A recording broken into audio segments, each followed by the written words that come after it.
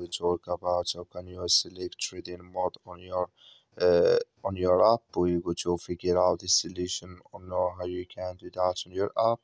So you just follow these ways, then it's going to work with you. So all you have to do, so you just go here above your photo profile, click on it here. So when you just click on it, then it's going to take you to this list. It's going to show for you like this here. So then all you have to do now, just click here on settings, just click on it. So then you come to next step here, then you click here on trading mode, and here can you select here trading mode. If you want to add AI mode or classic mode here, so here can you select it in this list. That's all, just follow these ways, then it's going to work with you. Thank you for watching. Don't forget to support us by liking, subscribe.